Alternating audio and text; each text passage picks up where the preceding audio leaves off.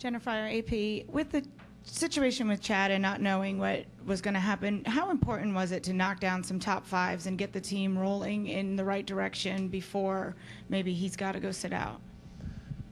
Yeah, I mean, we've really tried to rule out, that mindset or the reality of what could be there if Chad does have to sit out. And I've looked at it more about 42nd in Daytona is just not the way you want to start. So either way, it's really kind of the same.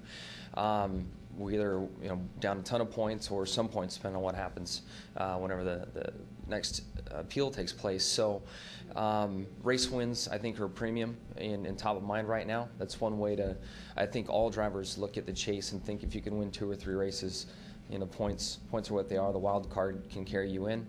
So we want to win races and get as many points as we possibly can. Bob Parker, Scene Daily. Are you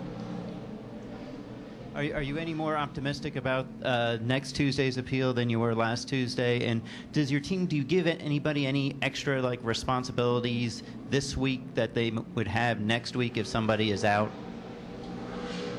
No, we haven't made any changes at track the way we go about things, and I'm definitely disappointed in what happened last Tuesday, and have hope that this next appeal will be heard and we'll have a different outcome. But there's no telling how it's all going to shake out. Let's go. Joe Menzer, Jeff Gluck, Steve Richards. Joe Menzer. Joe Menzer, NASCAR.com. With at least the appeal process, does that help you guys as a group?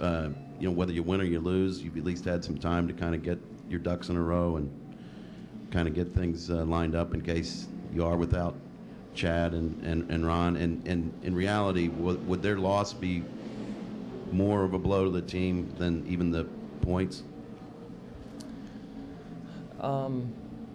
And to be honest with you, we haven't worked on the backup plan. We've had a lot of faith in our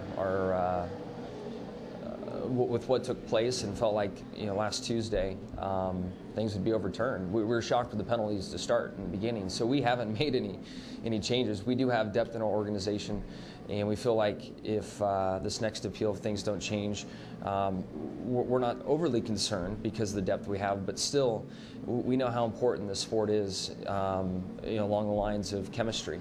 And Chad and I have a great chemistry, Ron Malik for that matter, and then the way Ron runs the team. So if things stand, it will be a huge blow to the team. I feel like we can work through it and still have a chance to win races, but it would be very, very difficult. And then you look at the points that are lost, and 25 points, it's a big number, and puts a premium back on winning. And then you don't have your crew chief and car chief, so winning is going to be that much more difficult. So it's a double-edged sword. I mean, it's not an easy deal to go through, and that's why we're fighting these appeals like we are.